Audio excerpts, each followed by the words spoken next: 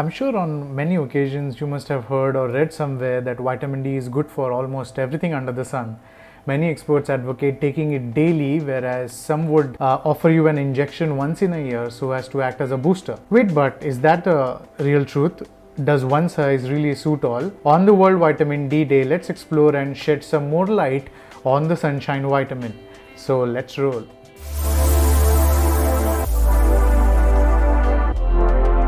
Welcome to Lucid Medicine. I'm Dr. Rahul Joshi and I attempt to explain medical concepts, diseases, medical terminologies in a simple way so that it is understood by you all.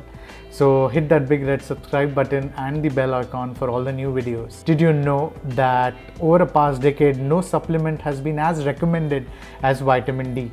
But the previous couple of years, medical research is not in favor of vitamin D. Hold on to that thought because I'm going to touch upon that later.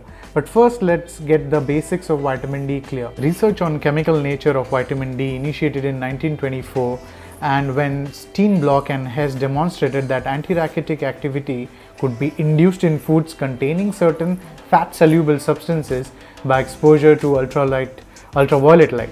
That fat-soluble substance, which is now called as vitamin D3, was isolated in 1935. There are about 10 compounds with vitamin D activity, but the two most important ones are D2, also called as ergocalciferol, and D3, also called as cholecalciferol. It is absorbed from the small intestine and it is stored in the liver, skin, brain and bones.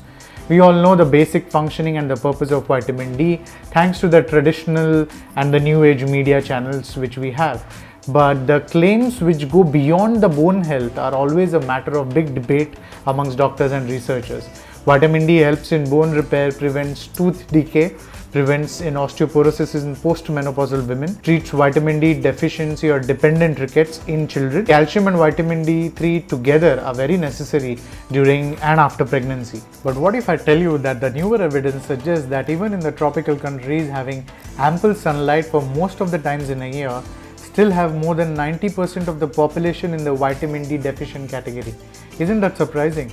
The reason behind this are things like cloud cover, which prevents the incident sun rays from falling on the skin, and thus the cholesterol which is in the skin fails to get converted in vitamin D. The other reasons are cloud cover, which we spoke about, the clothing and the increased time which is spent indoors. Research suggests that there is a special category of patients who need more than normal dosage of vitamin D to have beneficial effects. These include patients suffering from obesity, chronic digestive illness, old age, or patients who have undergone stomach bypass surgeries, those who are homebound or are disabled, or the ones with darker skin type. They need almost 2 to 3 times as much as vitamin D to get to the normal blood levels. What about the sun, you may ask? Well, the advisory is to prevent yourself from excessive exposure to sunlight and importantly to avoid tanning. This is not only leading to a lot of skin burns depending on the certain geographies, but it also increases the risk of skin cancer. In the northern latitudes and region to the poles, they are more susceptible to develop skin cancer. Exposing for about 30 minutes every day between 10 to 2 p.m. should be enough for you to get your vitamin D. Does vitamin D increase or impart immunity? Now this is $1 million question. The answer to this is yes. Many clinical trials suggest that patients who have optimum levels of vitamin D or they are not lying in the vitamin D deficient category have a better prognosis of coming out through an infectious disease. This does not at all mean that vitamin D can replace antibiotics or antiviral drugs or any other treatment which is suitable for that infectious disease. In fact, supplementing vitamin D can help you to maintain a better immunity.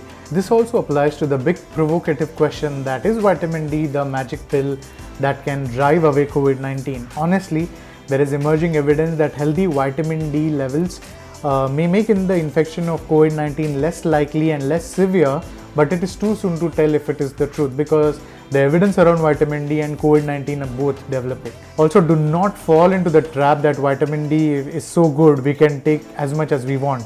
No, it's a big no for that. The reason being that it is a fat-soluble vitamin and it gets deposited in your fat stores. Excessive intake of vitamin D may lead to hypervitaminosis of cholecalciferol, or also called as vitamin D toxicity.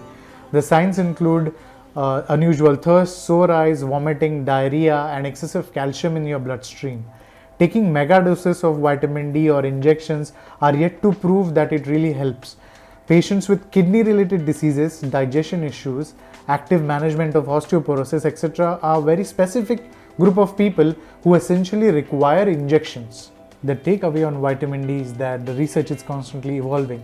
Before you pop your vitamin D supplements, consider how much are you getting from your diet and how much are you getting from an unprotected sunlight. Finally, for more health benefits apart from strong bones, taking 2000 international units a day appears to be both sensible and safe for most of the people. Check out the description box below, as I am going to stuff in with a lot of vital information so that you can have a sound decision making. As I keep saying, never should you take your body for granted, and it's always good to see the real picture. When in doubt, check with your doctors and pharmacists to help you ascertain the dose which is required by you. Time to end the video now. Thanks for watching. Have a great day. This is Lucid Medicine, reimagining medicine in a simpler way.